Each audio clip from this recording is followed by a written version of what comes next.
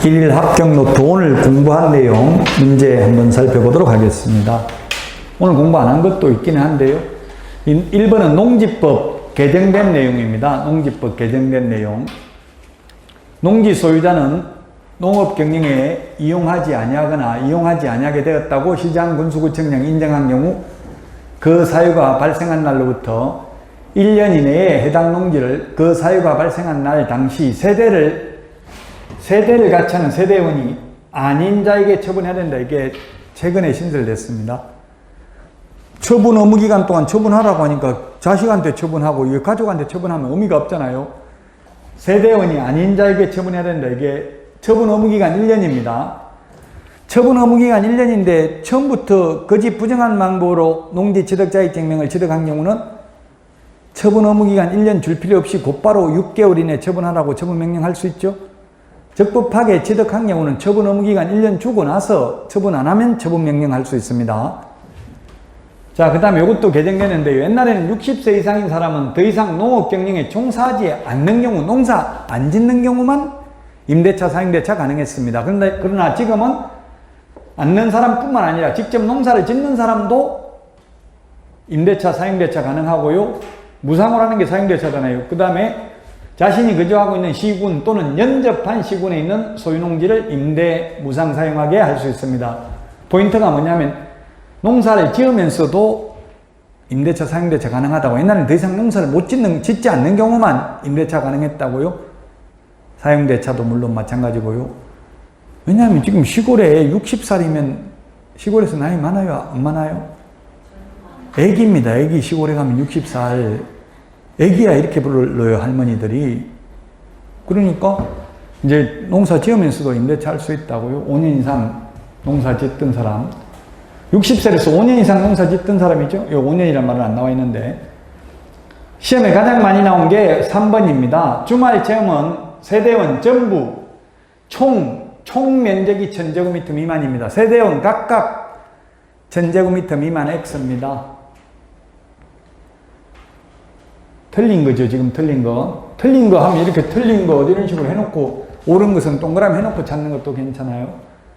답 5번입니다. 원래 농지 임대차 최단기 존속기간 3년인데 임차인이 비닐하우스, 작물 재배사 등을 직접 설치하거나 또는 다년생 식물 재배지는 5년입니다. 5년. 3년이라고 해서 X입니다. 5번도 신설됐습니다. 모자, 건강보호 등을 위해서 농지 소유자가 소유농지를 위탁경영 또는 임대, 무상 사용하게 할 수 있는 부득이한 사유로 임신 중이거나 분만 후 6개월 미만인 경우에는 위탁 경영할 수 있다. 분만 후 6개월 미만입니다. 출산을 장려하기 위해서 지금 아파트 분양도 신혼부부 특별공급 이런 게 30%예요. 그 출산 장려하지 이대로 가다가는 우리나라 200년 후 멸망해요. 애기 안 나면. 그래서 출산 장려하기 위해서 6개월 미만인 경우 위탁 경영할 수 있다. 답 4번입니다. 자, 그 다음에 확인설명서 4가지 공통적기재사항. 공통적기재사항이 뭐라고 했어요? 대권 잡으면 금세 실수한다. 대상 물건의 표시, 권리관계, 거래 예정금액, 취득 관련 조세, 실제 권리관계, 중개보수 산출 내역. 답 5번이죠. 내진 설계. 내진 설계, 지진에 대해서 내진 견딜 수 있는 설계잖아요. 건물이 있어야 내진 설계 하겠죠? 1, 2의 서식에만 있는 거라고요. 토지에 뭐 내진 설계 할 필요가 없잖아요. 토지에 뭐 건물도 없는데 내진 설계 못하죠? 답 5번입니다. 기출문제입니다. 대권, 검세, 실수, 공통적기재사항입니다. 3번, 이것도 한번 시험에 나온 적이 있는데 굉장히 어렵게 느꼈습니다. 뭐냐면 지금 아까 이야기했잖아요. 주인이 직접 살겠다 해놓고 주인이 안 살고 세를 놓으면 세입자는 다른데 세를 놨는지 안 놨는지 확인을 해야 될 거 아니에요. 주인한테 물어보면 세 안 놓고 나 지금 부모님이 산다 거짓말 시킬 수 있잖아요. 그 동사무소에 주민등록 열람을 요청할 수 있어요. 그 열람할 수 있는 게 아닌 겁니다. 아닌 거.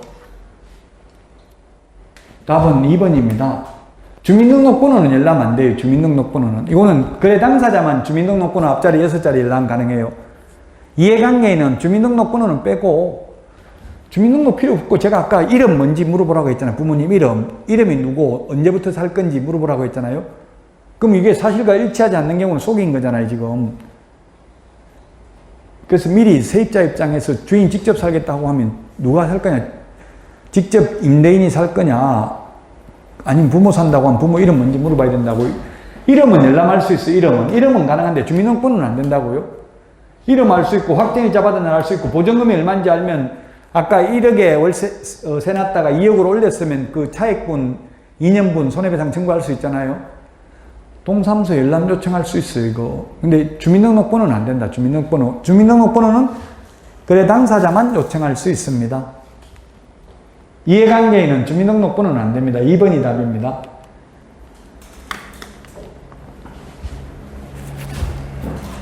주택임대차보호법 틀린 것입니다.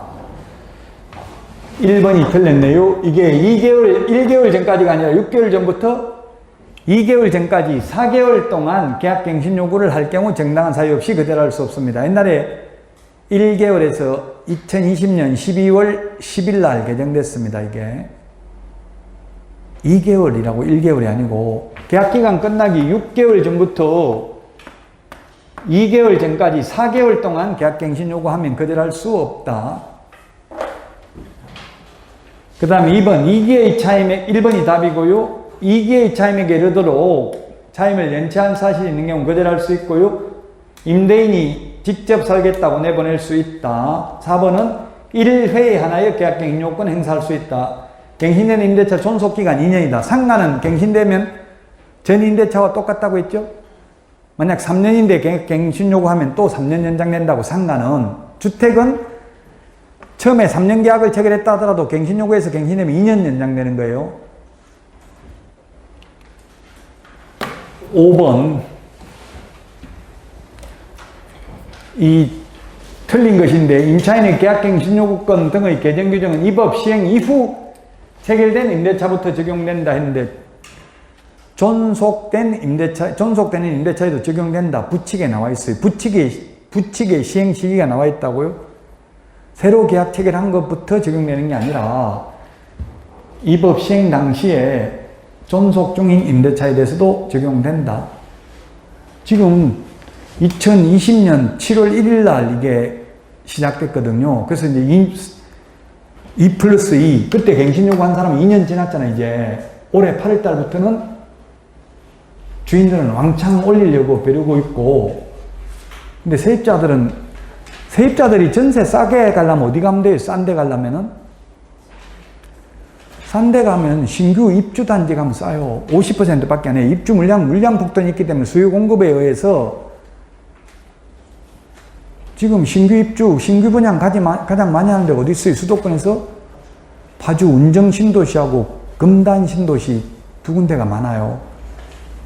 거기 가면 전세 싸게 얻어줄 수 있다고요? 시세보다 다른 데 비해서. 그럼 2년 지나면 2배씩 올라가고 하는데, 이제 계약갱신 요구하면 또 4년까지는 살 수 있으니까.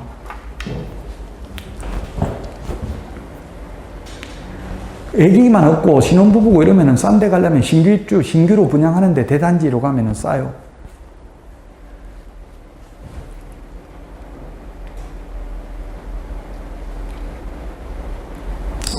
자, 그래서 1번이 틀렸고요. 2번, 임차인의 계약갱신 요건은 이 법 시행 전에 임대인이 계약갱신 거절을 하고 제3자와 임대차 계약을 체결한 경우에는 이를 적용하지 않는다.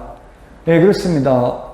이미 법 시행 전에 벌써 다른 사람한테 세놨다고요. 나가라고. 다른 데 세놨으면은 새로운 세입자도 보호해야 되잖아요. 지금은 이런 게 시험에 나올 확률은 희박하죠. 이미 2년 전에 시행했으니까. 3번, 임차인의 계약갱신 요건에 의해서 갱신되는 경우에 또 정액 청구는 20분의 1. 계약갱신 요구를 해서 갱신된다는 말이 들어가면 20분을 초과해서 올리면 안 됩니다. 그 법무부 유권 해석은 계약갱신 요건을 지금 행사하지 않고 지금 시세만큼 올려주고 2년 후에 계약갱신 요건을 행사하기로 합의해도 그건 유효하다. 된다. 근데 처음부터 계약할 때부터 2년 후에 계약갱신 요건 행사하지 않겠다 한 거는 강행법규 위반으로 무효다라는 게 법무부 유권 해석이에요. 자, 그 다음에 임차인의 계약갱신 요구에 의해서 계약이 갱신되는 경우 임차인은 언제든지 임대인에게 해지를 통지할 수 있다. 3개월 지나면 효력이 발생하죠. 주택은 계약갱신 요구에 의해서 갱신되더라도 세입자가 나가겠다고 할 수 있는데 상가는 계약갱신 요구에 의해서 갱신되면 상가 세입자 나가겠다는 말 못합니다. 차이점 기억해야 되겠죠. 이게 작년의 기출문제입니다. 이게 작년 기출문제. 작년 기출문제가 이렇게 빡센 문제가 16문제 출제됐습니다. 이게 뭐냐면 전자계약서 오늘 했잖아요. 전자계약서 적으면 따로 종이계약서, 종이확인설명서 출력해서 보존 안 해도 된다 이 말이에요. 그 답은 확인설명서하고 계약서 2번이 답이죠. 2번. 공인전자문서센터에 보관된 경우 따로 종이계약서, 종이확인설명서 출력해서 보존할 필요 없다.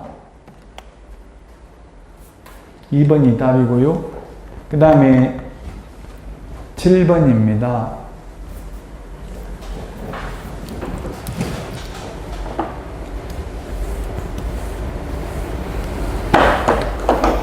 갑, 을, 병. 이게 소위 등기명신탁이죠. 을이 신탁자고요. 을이 신탁자, 병이 수탁자.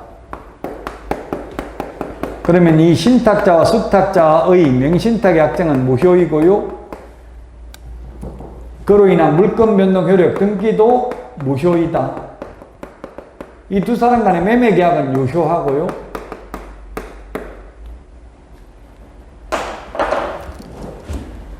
자, 갑과 을은 갑소유 X토지에 관하여 매매계약을 체결하였다. 을과 병은 농지법상 소유 제한을 회피할 목적으로 명신탁 약정을 하였다. 그 후 갑은 을의 요구에 따라 병 명의로 소유권 이전 등기를 맞춰주었다. 그 사정을 아는 개업공개사가 X토지 매수의뢰인에게 설명한 내용으로 옳은 것은 했는데 기업 갑이 병 명의로 등기해준 등기는 효력이 유효한 게 아니라 무효죠. 명신탁 무효, 그로 인한 물권 변동 효력도 무효. 그래서 유효하다 X, 무효다. 자, 을은 병을 상대로 부당이득 반환을 청구할 수 있다 했는데 지금 제3자한테 처분했다는 말이 없어요. 제3자한테 처분했으면 처분 금액 상당을 부당이득 했다고 볼 수 있어요. 처분을 했다는 말이 없기 때문에 부당이득 반환 청구권을 행사할 수 없습니다.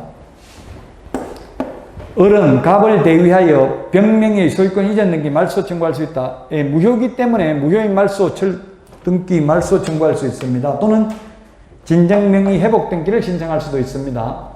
을은 갑을 대위해서 할 수만 있습니다. 갑이 돈 받았기 때문에 신경 안 쓰면 대신해서 할 수 있다고요. 그래서 디귿이 옳은 내용입니다. 답은 3번입니다. 디귿 하나만 옳은 내용입니다. 소위 등기 명신탁 또는 3자간 명신탁 또는 중간 생략형 명신탁이 되겠습니다. 기출문제입니다. 32회 기출문제입니다. 작년에.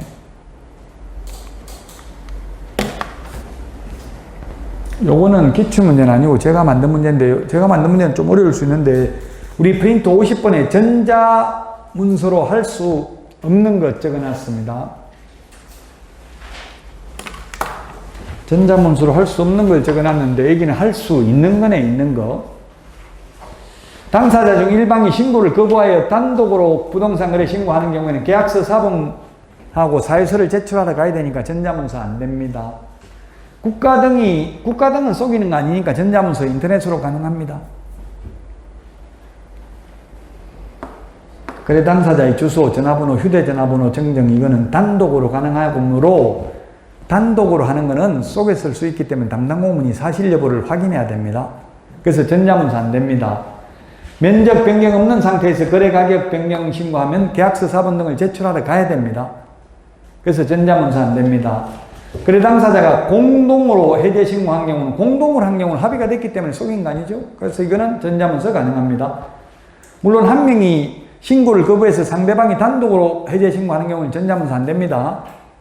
그 다음에 거래 가격 중 분양 가격, 선택 품목, 옵션 비용 변경 신고 이거는 단독으로 가능하므로 전자문서 안 됩니다. 방문 신고만 가능합니다. 지금 전자문서 가능한 거죠? 가능한 거니까 두 개네요. 2번이 답이네. 동그라미 있는 거 두 개. 프린트 50번에 있습니다. 이렇게는 시험에 안 나왔지만 어쨌든 전자문서 가능 불가능은 시험에 출제됐습니다. 전혀 시험에 나올 가능성 없는 것은 제가 풀지 않습니다. 부동산 등기 특별조치법 틀린 것입니다. 소유권 이전 등기, 보존 등기 할 수 있는 날로부터 60일 이내 해야 되고 안 하면 취득세, 표준세율 4% 빼기 2% 곱하기 5배, 즉 10%가 되렵니다. 잔금일로부터 60일입니다. 반대급부 이행을 완료한 날로부터. 계약일로부터 60일이 아니고요. 그 다음에 개업공개사가 있을 경우 개업공개사도 금인계약서 필요적 기재사항입니다. 당모가지, 개대가리, 중위조한다. 그러나 개업공개사가 반드시 금인을 신청할 의무는 없습니다. 금인 신청 의무는 거래 당사자 중 1인이나 그 위임을 받은 자, 계약서를 작성한 변호사, 법무사, 개업공개사가 금인을 신청할 수 있죠. 하여야 한다. X입니다. 3번이 답입니다. 판결서에도 금인받아야 됩니다. 화해조서, 청구일락조서, 조정조서, 지급명령서에도 금인받아야 됩니다. 탈세 목적으로 미등기 전매 하면은 3년 이하의 징역이나 1억 원 이하의 벌금이고요. 탈세 목적이 아니라도 미등기 전매하면 1년 이하의 징역이나 3천만 원 이하의 벌금입니다. 중간 생략 등기하면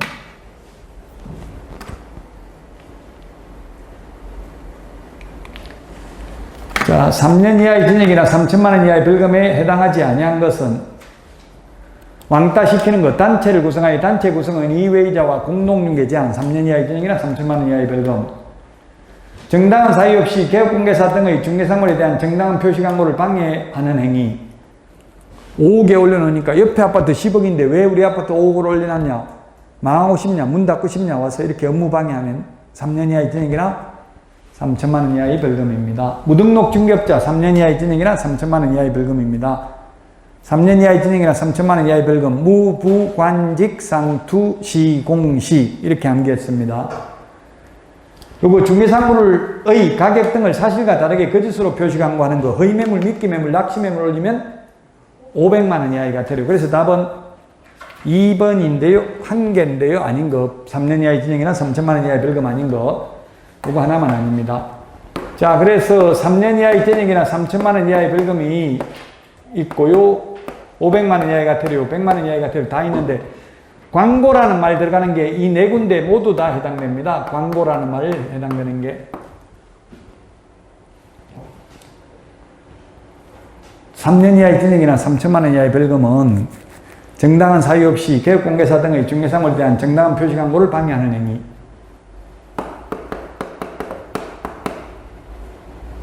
높은 가격으로 광고를 유도하여 개업공개사의 업무를 방해하는 행위. 우리 아파트도 옆에 아파트처럼 올려라, 매물. 실제 개업공개사들이 다 올리면 그게 시세, 한건만 그리 돼버리면 시세가 되죠. 그래서 지금 수도권에서는 용인이 극과 극이에요. 용인에 혹시 거주한 분이 또 들으면 기분 나쁠 수는 있는데, 용인이 집값이 비싼 데도 있고 싼 데도 있고 극과 극이죠. 용인이 대체로 난개발이, 수지라든지 이런 데가 난개발이잖아요. 동백지구만 난개발이 아니고요. 그 용인이 그런 게 많대요. 이게 몰려다니면서 분여해서 우리 아파트도 15억으로 올려라, 옆에 아파트하고 똑같이, 이런 식으로 많이 한다 하더라고요.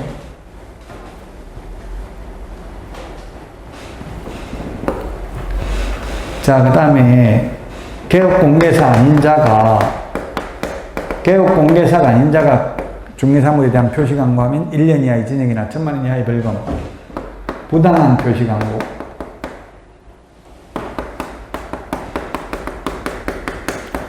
부당한 표시 광고라는 말은 허위매물, 미끼매물, 낚시매물, 가짜매물 올린 거예요.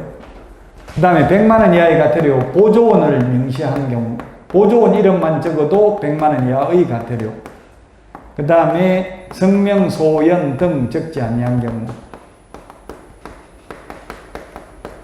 성명, 개업공개사 성명, 사무소 명칭, 사무소 소재지, 연락처, 등록번호 안 적으면 광고하면서 100만 원 이하의 과태료. 그 다음에 인터넷 표시 광고를 하면 이 5개 외에 추가로 5가지를 더 적어야 된다. 소면, 종가형, 프린터 25번 맨 밑에 있습니다.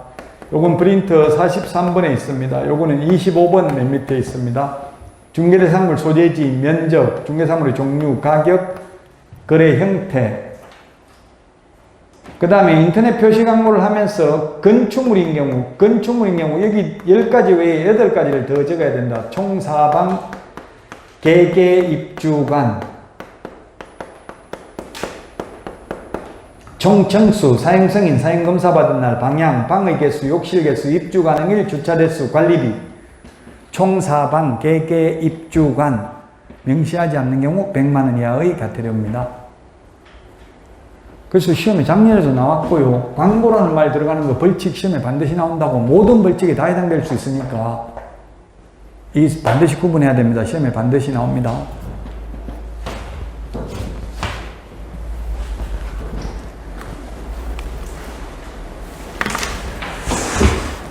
수고하셨습니다. 이제 5, 6월 다음 주가 마지막입니다. 건강관리 잘 하시고요. 다음 주에 찾아뵙도록 하겠습니다. 수고하셨습니다.